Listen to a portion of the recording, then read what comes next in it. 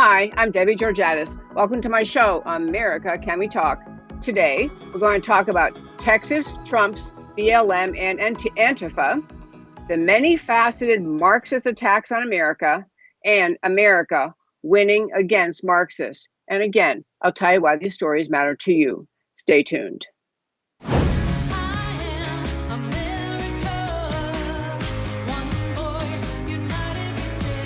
Debbie Georgatos, host of America Can We Talk, is an author, attorney, and political analyst whose mission is to inspire the American political conversation about preserving liberty in the best country on earth.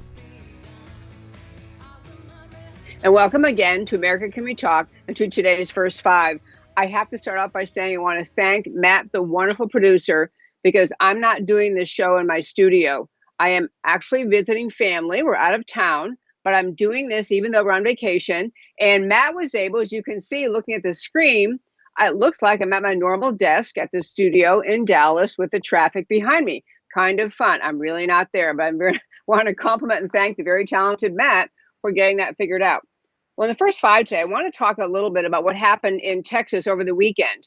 So I did hear prior to the weekend that there were all sorts of messages that are being picked up that Antifa was going to, and Black Lives Matter, they have been, locked arms, as they're both Marxist organizations. Antifa and the Black Lives Matter organization had locked arms, and they were going to descend on the city of Austin, the capital city of Texas. And they were coming from Seattle and Portland, where they just finished destroying those cities. And the message toward Austin was they wanted to burn down the police station. They wanted to try to burn down the Capitol, which we have a beautiful historic capital. Almost every state does, but a beautiful historic capital. And they basically wanted to set up the same thing they did in Portland or in Seattle with their Chaz or CHOP idea, that they're setting up their own little area. They're claiming they're in charge of it. It's their area. They have jurisdiction. Keep the police out. The same thing they were doing in the upper Northwest. And so, but fortunately for America, for Texas, and for the people in Austin, the Austin authorities had wind of it ahead of time. So they were very, very, very, very ready for them. One thing that in Austin they did is that we have in Texas, not just for this occasion, but and other big cities do, but we have mounted police. We have some officers who simply ride around on horses, which actually works fairly well in a busy city with a lot of traffic. They can get around sometimes where cars could not. So in Austin, the police basically met the Antifa and BLM protesters and said, not here. This is Texas. We're not going to humor you the way you got humored in Seattle and Portland. Not happening here. And so the police actually prevented this setup of this Chaz, CHOP, whatever they would have called it, some new name they might have had in the state of Texas. Just said, we're not doing that. One thing that the police did, which I found very entertaining, was that they're on horses. So they physically actually had the horses, the officers on horses, dispersing this crowd, trying to take over an area. So I want to ask Matt the One if I send him a clip showing what happened in those areas in Austin where the Antifa tried to show up and disrupt.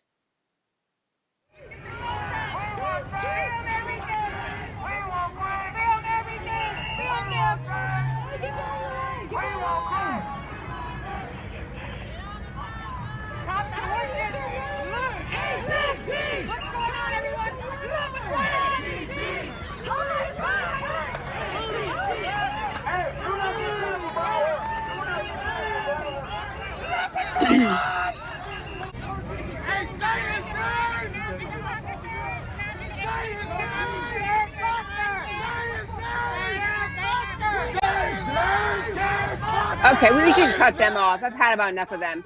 I wanted to show you how violent it got in Austin. I mean, it got really, really violent. I wanted to show you that much and share a couple of things that happened, because this actually segues well into what I want to talk about today on this show, which is we law-abiding, reasonable, patriotic Americans tend to look at every incident and every issue as unique. We try to understand what they're protesting. We're trying to understand what the point is. How can we fix this for you? Is there some way we can, make you feel better? Tell us what you're upset about.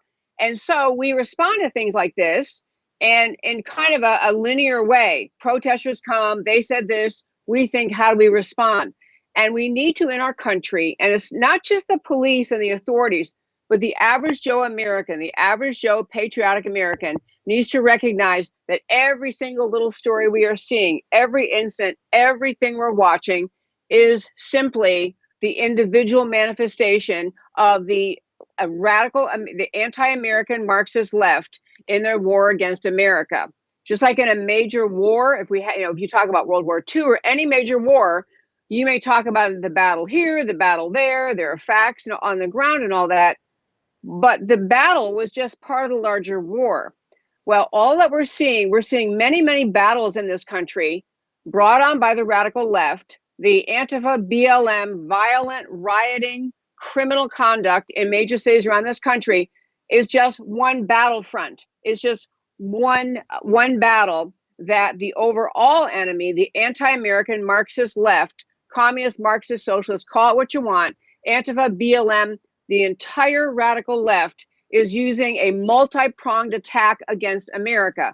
These attacks that we just saw what was happening in Austin, Texas, been happening in cities around this country. That's just one piece of the larger battle against America, one piece of the Antifa, BLM, Marxist attack on America. So we have to be able to respond in the larger context of fighting back, recognizing this is just one front in the radical leftist war and the destruction of America. So, for example, in other cities, the police have allowed people to riot. They've said, well, they're really upset. Let's just let them get out of their system. Let them go ahead and destroy a few things. In fact, that happened in 2015 in the city of Baltimore. You may recall after the death of Freddie Gray in the custody of police, there were massive riots and same kind of thing, destruction of property, burning of buildings, and burning of police cars, a lot of really horrible violence, which, by the way, has not dissipated. But I want to ask Matt the Wonderful to play a very short clip of the then mayor in Baltimore, how she talked about what it was she was going to do with violent protesters. We also gave those who wished to destroy space to do that as well. Okay, they gave criminals space to destroy. I know that clip, she became famous for that clip, and maybe there was some attempt to justify or explain it, but I really want to get this point clear as we go through what we're going to talk about today on this show. America really is under assault. It is an assault on the very identity, the very fabric, the very meaning, the very identity of America. The left is using many, many battlefronts to do that. And if you are the general on our side, you have to respond, to each situation, of course, and respond specifically to issues, but you have to respond also to the larger recognition. All these people want to do is to destroy America. So you had in Austin, I was very proud, honestly, kind of surprised, because Austin's a very leftist city. For Texas, it's a very leftist city, but they were having none of it. They were not going to allow these people to set up camp, to set up Chaz or CHOP. Wasn't going to happen in Austin, simply not going to allow it. You saw the people on horses driving the protesters away. They ultimately gave them warning, saying, you know what, folks, get off the streets. You're not allowed to block the streets. And if you don't get off, we're going to arrest you. And then they followed through. And the people either got off the streets or they got arrested. Something in the range of 36 people were arrested. And I'm going to guess in Texas, maybe actually prosecuted. But the point is, we do not have to humor lawlessness. A few of the quick points to wrap up this first 5. We become so accustomed to violence in this country that we've lost track of what it is that the First Amendment protects. The First Amendment protects the right to peaceably assemble. You absolutely have the right. Sometimes you have to get a permit, but you have the right to peaceably assemble, to get a group together and to hold a protest and hold up signs and say, whatever your demands are. That's peaceful protest. That's protected by the Constitution. You do not have the right, no matter how angry you are, how right you think you are, you do not have the right to destroy property, to block streets, to destroy buildings, to burn cars, to block public freeways or highways. That is not included in the constitutional protection of the right to peaceably assemble. There needs to be a readjustment right now before we get to the fall, because we're going to have a raucous fall, my friends, a raucous fall before the elections come around. We need to recalibrate everything we think about protests. Yes, you can protest all day long, peaceably and orderly, and in a way that does not interfere with the normal flow of traffic and the normal conducting of business. Just because you're angry does not mean you have the right to disrupt other people's businesses, lives, or harm their homes. The other little piece of what these Antifa people had in mind in coming to Austin was they specifically had threatened they want to go to the house of one member of the city council of Austin who has not yet completely capitulated to the idea that in Austin they should defund the police. One member of city council is saying, well, I think we can cut the police funding. We can cut it somewhat, but I'm not too sure about this whole, defund the police thing. So these people who came into Texas from Seattle and Portland came here knowing already who in the Austin City Council was saying, not playing this game with you, not going to do this, not going to defund the police and enable your violence to continue. They were targeting her house also. Fortunately for us, for Texas, for America, you saw the way America should respond to violence and destruction. You cannot humor this stuff, folks. You can't humor it. You can't say, okay, like the mayor of Baltimore, go ahead, just vent, get a little bit of venting and then we'll be okay. It is the camel's nose in the tent. It is the foot in the door. It is the agreement. If you let that happen, just a little bit happen, that you aren't really going to defend the idea of America anymore. You're not really going to defend the idea of having lawful, orderly, civil society. You're surrendering to terrorists. Antifa, Black Lives Matter are terrorists. They must be treated that way. They must be crushed that way. We can have, and we will have conversation in this country on all sorts of issues that relate to our conduct of the police departments, any issues we have in this country, we can talk about, but we're not going to have these surrender to the crazies in order to make sure they don't get too mad at us. We need to be more like Austin, less like Portland and Seattle.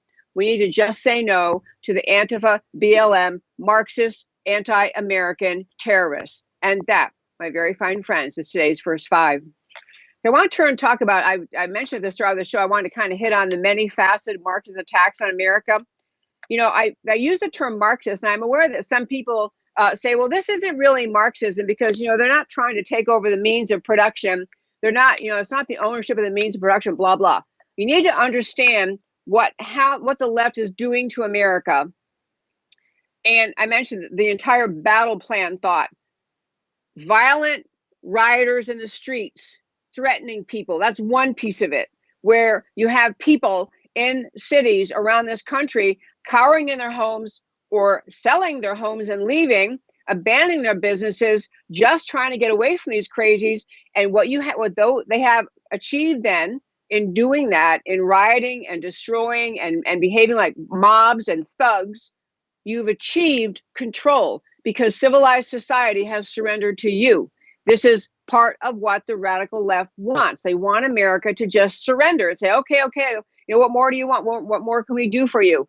And we have to recognize we cannot do that, but cannot surrender. But all this violence, or many, many other ways in which this Marxist attack on the very identity of America is being carried out right before our eyes. And again, instead of just responding to this particular battle, we have to have a response that is whole America, the identity of America, standing up for itself and fighting back. But I want to run through some of the ways that the Marxist attack on America is being carried out. One has to do with education. And if you listen to my show at all, you recognize that over the last decades, you've had the communist infiltration of this country beginning in the 1920s, but coming forth to today, communist infiltration of anti-American, anti-freedom, anti-capitalist, pro-socialist, pro-Marxist, pro-communist mindset penetrating America's academic, I tell you, folks, from kindergarten to grad school, you've had it penetrate. So you have kids today leaving high school, leaving college, hating America, thinking all of America's founders were racist and xenophobic and all the other crazy things that they accuse them of. You have the America's founding recharacterized by the 1619 Project, So you actually think America is an evil country. You have kids leaving high school and college, no clue about the beauty, the extraordinary greatness of the ideas of the founding of America, because all they've been taught is the 1619 Project, and America is a deeply racist country, and we are just permeated with systemic racism. This is what kids already think. But in Chicago, there was a press conference called by a series of Chicago leaders. These are teachers, they're in education, politics, and other arenas. They gathered to make a demand to the Illinois State Board of Education that it change the history curriculum in that state, change the history curriculum, and for a time until the new curriculum approved by these radical leftists gets put in place, that no history will be taught in the state. This is their idea. They want to have the Illinois State Board of Education order teachers, public school teachers, to not teach history until these radical leftists can impose their radical anti-American ideas as the core curriculum of what kids are taught in America. Kids are already taught to hate America. They're already taught that America is a racist and bad country, and that we have a bad history, and that we're filled with systemic racism. These clowns, it's not even enough for them. So you have these leaders in Chicago making this demand. I want to contrast that with the reality that kids already, we've had our curriculum just poisoned by anti-American leftism already in this country. We have parents in states around the country trying to have a say in their public school curriculum, say, hey, wait a minute, why are we teaching, half a day on George Washington and describing him as an evil, selfish, imperialist slave owner? Why is that the only thing? And then we have, weeks on end, a social justice warrior curricula. You already have parents trying to correct that. And these people in Chicago are saying it's not even good enough yet. In fact, their argument is in Chicago that the reason that we have so much racial tension in our country is because the way history is taught, we have too many students who don't understand anything about other cultures, other religions, other races, other ethnicities, that we don't ever teach anything about the history of other groups. So therefore, we don't understand each other. Therefore, we have all this racism. This is so Orwellian that it's beyond Orwellian. The left has orchestrated the hate of America. The left has worked vigilantly, tirelessly to divide America by race. They have consciously, intentionally indulged in, encouraged the concept of identity politics. So people think their very identity in America's political culture is whatever skin color they happen to be or ethnicity, rather than the ideas of America. But even all of the anti-Americanism they've already infested our school system with was not enough. These folks want to have entire history curriculum put aside, and instead no history taught until they can come up with history they say meets their standards of adequately representing the history of all sorts of people in this country, of people of different race and ethnicity. Contrast that with, there was a great article, and I shared it on our website, and our website is americacanwetalk.org. And I said that slowly because I've gotten some emails from people saying, you say the name of your website too quickly, I can't catch it. americacanwetalk.org. On that website, on the homepage, under shows at the homepage, drop down lists of links. You can read this article, great Federalist article. The writer is just basically writing about having interviewed a fourth grade teacher, and that fourth grade teacher describing to her how her ability to teach truth, to teach children about the truth of America, the identity of America, the history of America, not whitewashing and making it perfect, but the reality. But her ability to teach history, math, science, language arts has been completely taken over by the left-wing agenda. They now use the term an integrated curriculum. And she points out, integrated curricula means that everything the kids learn is all kind of connected with each other. All of it, she points out, is to push the progressive leftist anti-American worldview. So this is already, the school teachers are saying, we aren't really teaching kids what America is. And the left is not even, they're still not satisfied with how much they have driven out of American society the basic concept of love of America, love of patriotic love of this precious country. And so just contrast that, the reality already being taught in schools versus what these Chicago teachers are trying to do. This is one battlefront of the anti-American Marxist left, which is to so contort education that no kid possibly leaves school understanding anything about the greatness of America. They don't even know. They don't know because all they've been gotten in public school is left-wing indoctrination. Another battlefront the left is on to, and it's just really taking major headway, has to do with the destruction of religion and the idea of religion being taught in our country and the importance of the place of religion. And again, if you do not think that this radical Black Lives Matter Marxist organization, Antifa organization, which is communist and anti-American, dedicated to destroying America, if you don't think that they are Marxists, if you still think somehow this probably relates to George Floyd's most unfortunate death in Minneapolis, please listen to this. In Portland now, these anti-American Marxist protesters are now burning Bibles. Burning Bibles. Remind me what that has to do with George Floyd, who I believe his family said was Christian. So again, understand, we're watching the unfolding of a Marxist attack on America. This is another battlefront. This is just one example of how Marxist the protests are, that they have burned Bibles.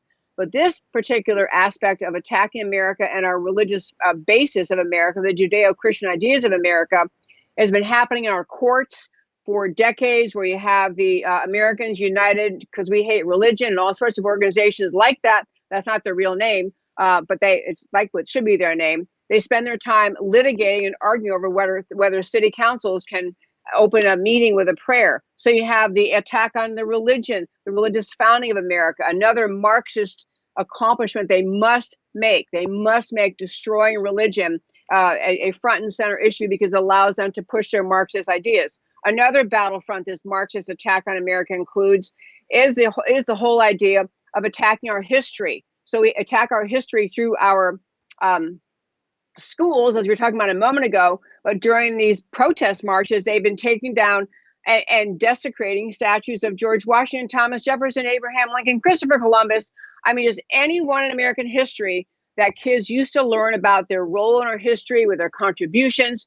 You didn't have to learn these people were perfect. You could have added things to point out that we've now discovered certain things about them that weren't perfect.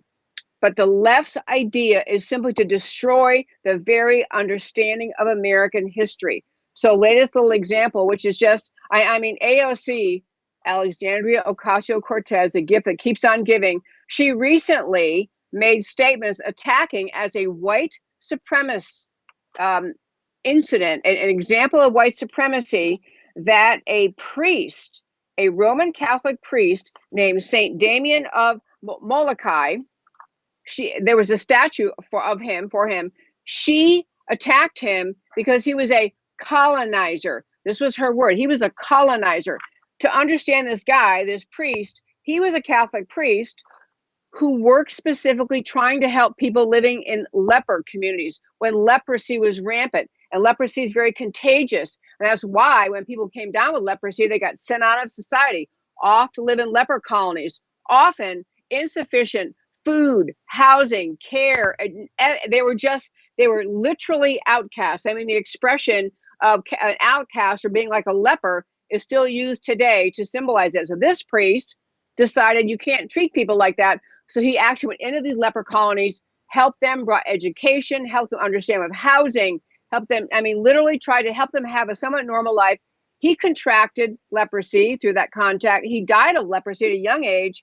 This guy memorialized for his goodness. AOC calls another example of white supremacy and colonizing of America. I mean, you can't make this stuff up. But again, understand, she is a trained Marxist. AOC is not just a daffy airhead. She's a trained Marxist. She understands the point of what she's doing is to make sure that Americans hate their history. Americans hate their history. Another example that is just an amazing, you can hardly believe we're watching these things unfold in this country.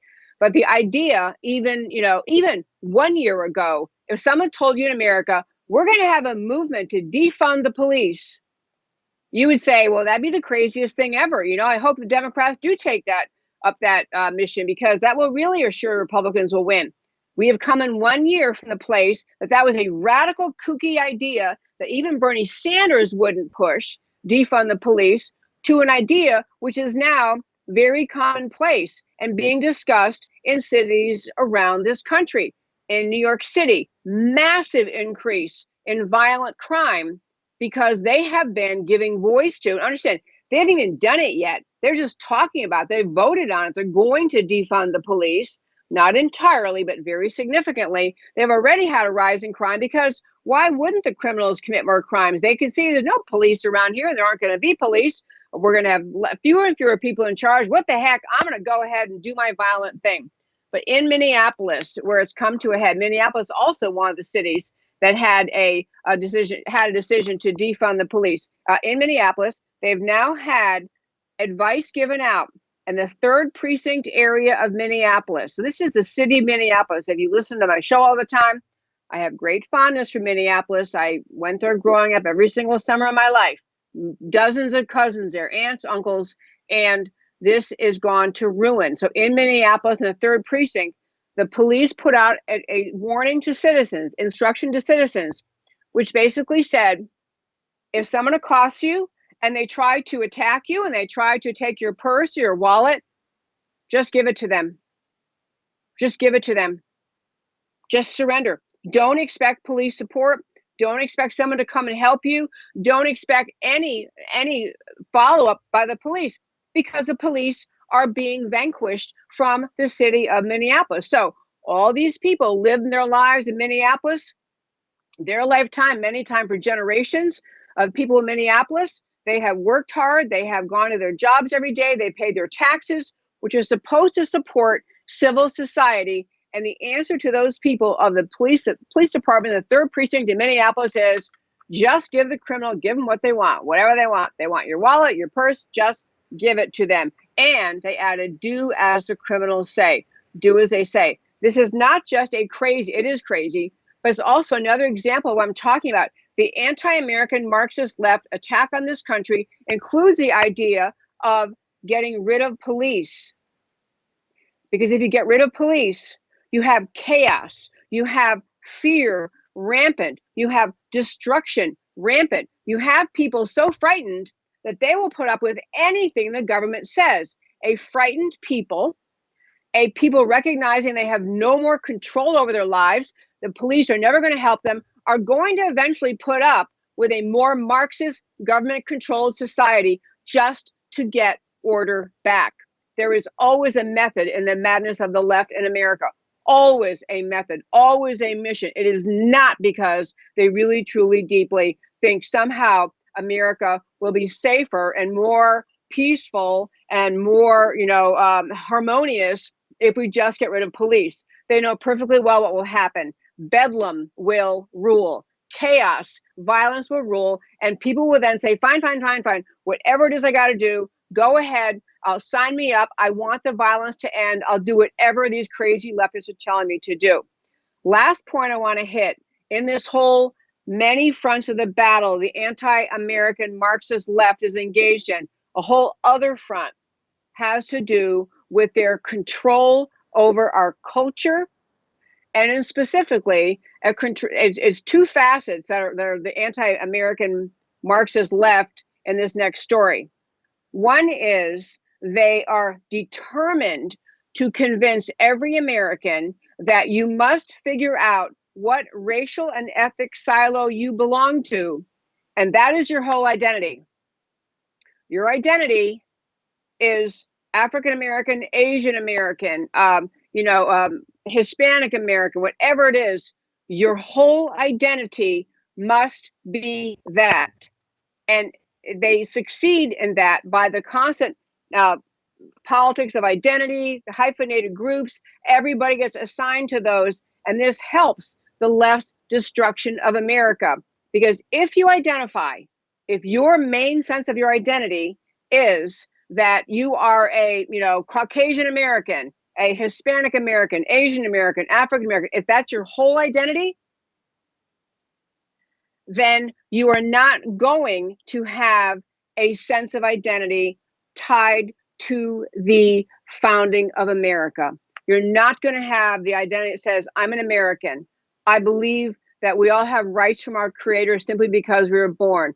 I believe all men are created equal, that we all have rights to life, liberty, and the pursuit of happiness. You're not going to pursue your sense of identity, your sense of rights from that. You're going to simply sink into an ugly silo identified by and defined by a factor you didn't create because the left told you that's where you live. But once they've accomplished that, the second they can do then is control language, and they have yet another basis to divide America, to make you hate each other, divide each other. And one thing the left has been doing, and this gets around the story I want to tell you, it's the most interesting story, but I wanted to get that background for it, that kind of foundation for it, before I share the story. So there's a young woman, she's 21 or something like that, 22 years old. Her name is Morgan Bullock. She's a Black American young woman, and she's from, I think, Virginia. And she, at a young age, went to some performance and saw Irish dancing. You know, Irish dancing you see in movies where there really aren't a lot of hand gestures. It's all your feet and all the fancy moves. She thought it was the coolest thing she ever saw in her entire life. This girl's name is Morgan Bullock, and she decided, she was so interested, started taking classes in Irish dancing. Recently, she posted a video of herself on TikTok, because she's become quite the accomplished dancer, Irish dancer. She is just doing the unique style of Irish dancing. And so now I want to play. So what happened was she did this video of herself, and she put it up on TikTok. She's very accomplished. I mean, the video, you should listen to the whole thing, but the little portions I picked out, I'll show you in a moment. But this is what happened to her, because she happens to be Black, and she happens to be really, really in love with, or very fond of, Irish dancing. Here you have Morgan Bullock. People saying that I shouldn't be Irish dancing because I'm Black and I don't look like most Irish dancers. But I saw it for the first time at a recital, and it was just the coolest thing ever to me.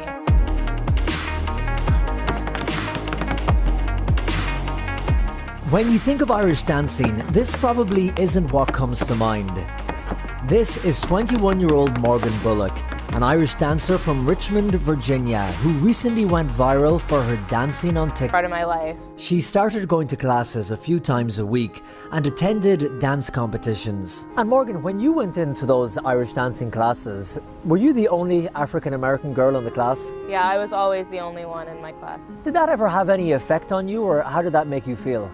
I mean, obviously it's hard to miss someone who's actually, their face matches their legs at the competitions, because, you know, there's like the tanner, you like... There's a lot of tan. Yeah, a lot of tanner, but it's hard to miss someone who's African American. I don't think I ever considered it an issue. It was definitely something that I took note of, but I had grown up in a predominantly white area, so it wasn't something that I was uncomfortable about. After going viral with her Irish dancing, the reaction was overwhelmingly positive, but there were a few who thought that what she was doing was inappropriate. The negative comments that people were leaving under the video, what were people saying? Just early on, like shortly after posting it, some people were saying that what I was doing was cultural appropriation, just because I don't look like what you would typically picture an Irish dancer to look like. But, I mean... So were they saying because you weren't Irish and because you were not white that you shouldn't be performing Irish dancing? Yeah, basically that's what they were saying. You were misappropriating the Irish dancing culture. I mean, my understanding of the term is that it means when you're taking something from another culture, claiming it as your own without recognizing where it comes from, and that's couldn't be further from what I'm doing. Okay, I love that girl. I love what she's saying, and I wanted to expand her point she was making there, which is cultural appropriation versus appreciation. The story is interesting because she thinks for herself. She saw this Irish dancing at age 10, thought, I'm going to do that. I can do that. And she's very, very good at it. There was a lengthy interview. One point made was that she was interviewed somewhere, and she was just invited to join the Irish river dancing, which I guess is like the coolest thing ever. I don't really know about it, but the point is she was thrilled and tickled to pieces. But I want to make this point about people making the comments about her. the expression cultural appropriation has become another trendy left-wing Marxist tactic to try to force upon people, to inflict people with leftist thinking that says you are assigned a certain race and ethnicity, and when you're assigned to that, certain qualities go with that, certain characteristics go with that, and you're the only, you own that. So somebody else who happens to be a different background, they're not allowed to do that. They're not allowed to like that. And you can accuse them of cultural appropriation. And I have to tell you, I remember stories you talked about in the show from colleges where there was I think it was like, Italian night at some school, or I don't know what it was, but the point was some college that tried to have ethnic nights in the dining hall. They said, oh, tonight we're having Italian night, or whatever the foods were that they were having. And there was a group of students who attacked the university, and they demanded a hearing and a fairness thing, and they had to go through the snowflake assessment of why I'm so offended because, you served this food, but you didn't make it right. We had Asian night, but it wasn't you didn't do the right thing, and I felt insulted. The left has succeeded in destroying harmony, culture, and connection in our society by trying to embed in people the idea that your identity is the race or ethnicity you happen to be born. No one in the entire planet Earth chose their race or ethnicity. No one chose it. It is whatever you're born is what you are. This is where, this is life. But the left has managed to push this idea so far that there is relentless, endless assessment and discussion and dialogue and hurt feelings and who's offended more, and I'm offended, but he's offended even more over cultural appropriation. Her very polite answer was, well, what if it's just cultural appreciation? Because she's not trying to pretend she's Irish. She's not trying to pretend she made up Irish dancing, not trying to pretend it's her, thing that she invented. She just likes it and she's good at it. She's apparently very, very, very good at it. And so she's succeeding and she's having fun and she's enjoying her life and she's not living in the silo the left tries to assign to her. So number one, I love this story. This young girl, Morgan Bullock, is just pursuing what she likes. I love that. But I also love that she gave a great little line about it's not cultural appropriation. Well, can't I just be appreciating it? But I think the larger and deeper political point, this is another method, another way the anti-American Marxist left works to dissolve the cultural, societal fabric of America, to try to tell people, because you have this background, you can't like this, you can't do this, you must like this. And everyone's supposed to nod along, go, okay, I guess because I'm this, I'm not allowed to do that. And it is so antithetical to the American spirit. And it is not just an innocent or coincidental development in America. The cultural appropriation has become such a significant conversation on university campuses around this country. It is a tactic to make us feel divided, a tactic to make us feel assigned to our ethnicity, and therefore make us feel disconnected from our identity as Americans.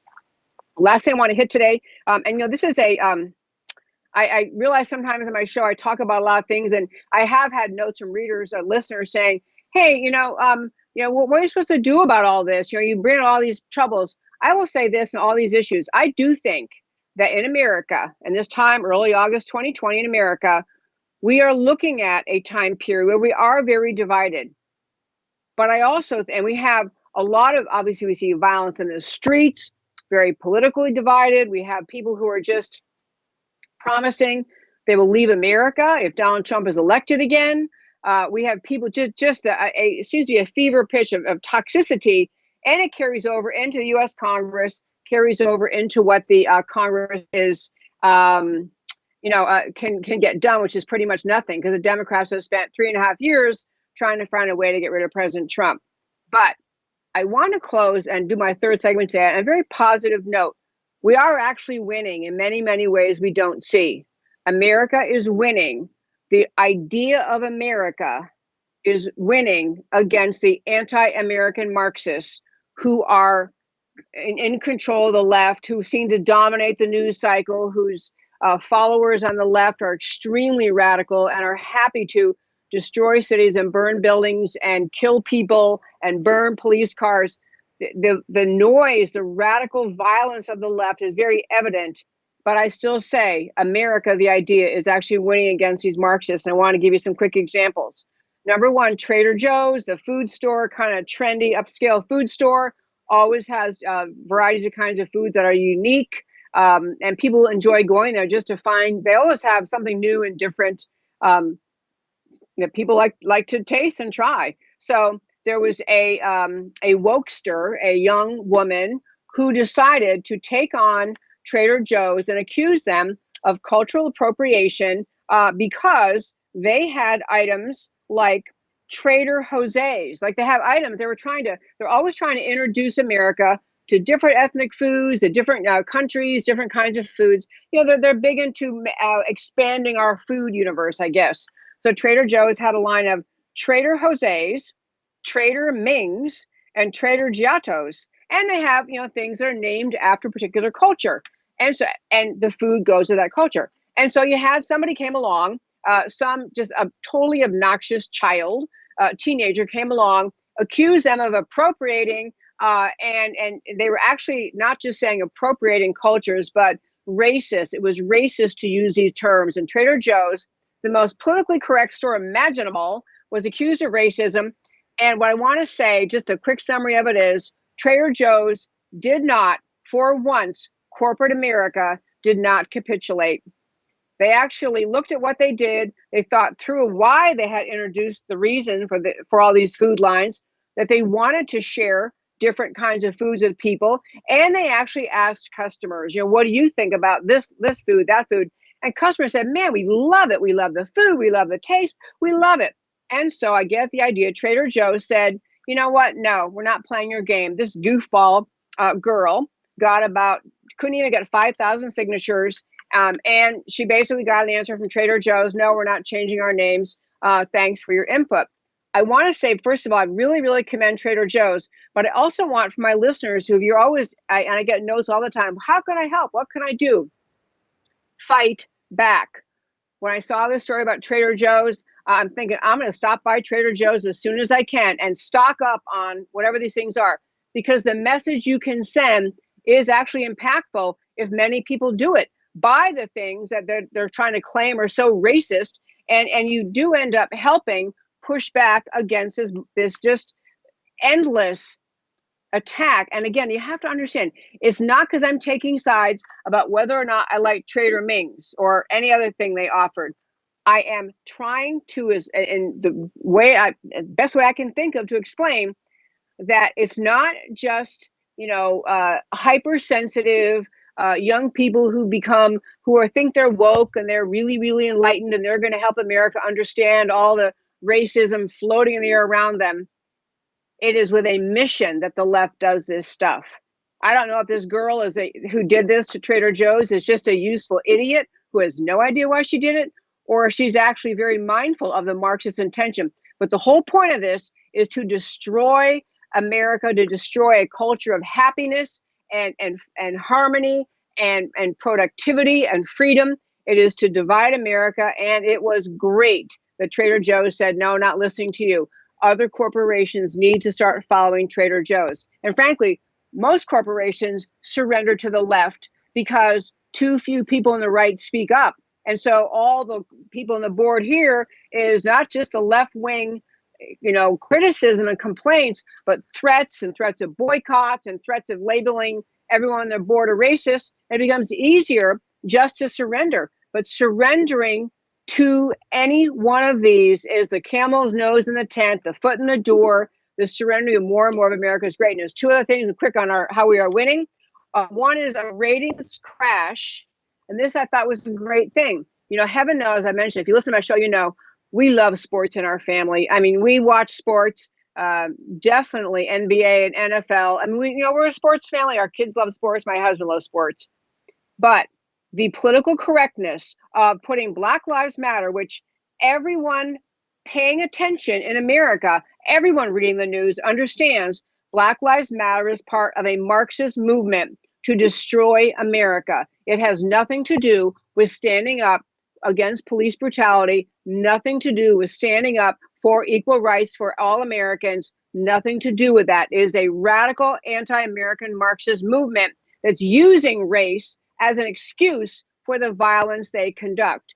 So, Black Lives Matter, Marxist group, nobody should be backing them except if you're really a Marxist, fine. But people who love this country should not be. But the Black Lives Matter movement has made its way into major sports. So the NBA and Major League Baseball are trying to get back on track a little bit after the COVID shutdown, trying to work their audience back into, and you can't go in person, but you can watch. But they both agreed to go with the Black Lives Matter language somewhere on the court, on the uniforms, in their messaging. And America is responding. I found this so heartening because America is saying to the NBA, to Major League Baseball, we're not going to watch you while you support the Black Lives Matter movement because it's Marxist, because it's going to destroy America. And you should know this and you shouldn't be backing them. So they had what only can be described as a massive ratings crash after investing their energies and their messaging into the Black Lives Matter movement. The numbers aren't that interesting, I guess, but you had the Lakers Clippers game, only 3.4 million watching. I could read all these had very, very few people watching in comparison to who used to watch this. America's saying no. We're not going to humor this. We're not going to play this game with you. We're not going to pretend that Black Lives Matter is an innocent, good movement. We're going to reject you until you stop pushing this. I love it. Okay, I have one more story for today that was in the same line of standing up, and I'll save it for another day. But in Texas, we had an effort, another way that the left is just working at destroying America's culture and society has to do with taking charge of cities and counties and zoning areas and deciding who can live where. And there is, in fact, we'll have on the show on Thursday, I think it is this week, we have Hans Bonskowski from the Heritage Foundation joining us, talking about what it really is going to mean if Joe Biden were to be elected and he goes through with the affirmatively furthering fair housing, which sounds like a great thing, as all leftist ideas do. The title sounds great. The name sounds great. The fact is very, very alarming effort to have the federal government start dictating where people live, what composition your community must have, whether in suburbia where people have moved out of big cities to enjoy the life of single family homes with a yard and a community, and to force densely populated low income housing right in the middle of those communities. That's part of affirmatively furthering fair housing. We had a great thing in Texas where the voters in one of the cities around here, it was a massive project, but they pushed back against these people who ran as Republicans to serve on the board in Plano, Texas. And they were going to bring in one of these massive redistricting, change the city, change the whole way that feels to live there by forced rezoning, which was just, no one wanted it. The citizens didn't want it, but these do-gooder left-wing Marxist type thinkers who ran with R's next to their name, but they are not conservative or Republican, and they pushed this plan, tried to cram it down the throat of the people. It took a massive pushback, finally got to an appellate court who told the city, you can't do this to the people. You cannot do this. That was more of the story I meant to tell right now. But just the point is, understand the big picture. Before I go to my closing, why it matters to you, the big picture is this. America is founded on extraordinarily precious, great, good ideas. It is founded on the concept of individual freedom, personal responsibility, rights from God simply because you were born. The values, the ideas, the whole concept of the rule of law, free markets and freedom and capitalism, and working hard and receiving the fruits of reward for your labors. All of that's tied up in the right idea of America. The rule of law, separation of powers, the freedom of the individual. On the left, what you have is the radical leftists in this country are just as radical and leftist as the people who took over and destroyed Venezuela, who took over and destroyed and are still destroying Venezuela, who have ruined Cuba, ruined communist China, ruin North Korea. These radical ideas actually live in this country, in the place, in the form of all sorts of people who are playing roles in the Black Lives Matter leadership, in the Antifa leadership, and the Democrat Socialists of America. These ideas that have ruined countries, literally causes starvation and suffering of millions and millions and millions of people. People in this country today, embrace those ideas, and they are trying to push them on America the free, America the brave, America the great. The battle, and we're seeing the battlefront, many, many different fronts, all with the same mission to get America to surrender the idea of America and give in and go along with the ideas of the radical left, which will destroy individual freedom, destroy liberty, destroy the whole fabric of our culture. And the leftists pushing these things in our country they're smart enough not to be asking you in the polls, hey, what do you think? Would you like us to become communists? Because they know they'll get a no vote. So they push their agenda in 1,000 different battle lines, 1,000 different ways. The way they push America into being racially divided, into spreading the lie that there's systemic racism in America's policing. So this justifies ending the whole concept of normal policing in this country. The left pushes their lies in avenue after avenue after avenue, all designed to bring about the idea, the very change in America, the culture of America, surrendering our precious founding promises and simply capitulating to whatever they want. The left uses environmental policy, they use racial policy, they use greed and this whole idea of hate the rich and eat the rich. They use whatever arguments they can make that they think will appeal to the American people, but their goal is never to fix the problem they're talking about. The goal is to bring about the destruction of America the free. Your job as a patriot is to recognize that, see it, and get involved in the fight at whatever level you can, or whatever issues you can, stand up for the idea of America. At the end of every show, my very fine friends, I always turn to telling you why the stories we talked about today matter to you. And so, our very first story today we talked about was Texas trumps the BLM Antifa movement. Social media alerted everyone to impending protests planned for Austin, Texas. Protesters shipped into Austin from Portland and Seattle. Targets included Austin Police Department building, State Capitol building. Austin's the most liberal city in Texas, but even Austin unwilling to humor wanton rioting and destruction of property. Police officers on horseback dispersed protesters. Protesters refusing to leave were warned of arrest and then were arrested. No deaths or major injuries to police or protesters. There is power in firmness and clarity and determination to defend principles of order and liberty. Peaceful protests are fine. Rioting is not okay, ever. Austin set a useful example for other U.S. cities. Get tough early and stay that way. And we talked about the story on the show today about the many-faceted Marxist attacks on America. Chicago leaders asking for suspension of teaching U.S. history until revised because current U.S. history teaching led to white supremacy and white privilege. Bible burning by Portland protesters, statue desecration of Washington, Jefferson, and Lincoln. AOC condemns Saint Damien of Molokai, canonized for compassionate treatment of lepers, as white supremacists. That's what AOC calls him. Minneapolis police advise just to give criminals what they want, your money, your purses. Cultural appropriation, another leftist ploy to divide America.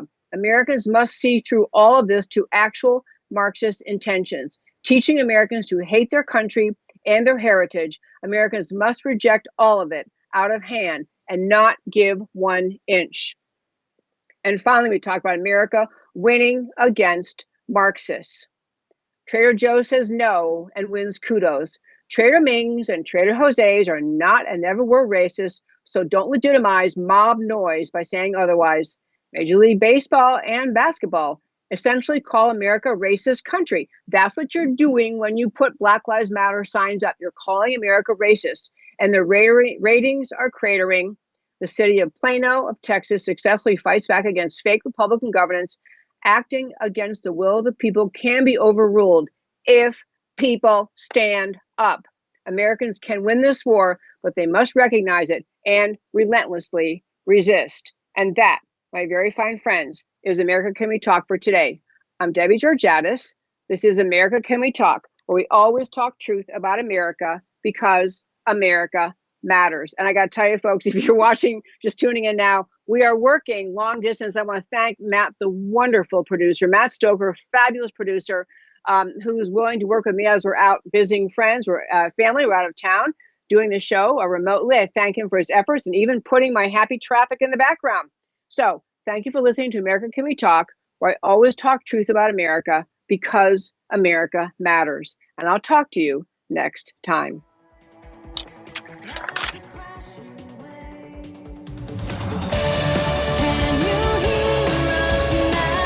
America Can We Talk? Truth about America.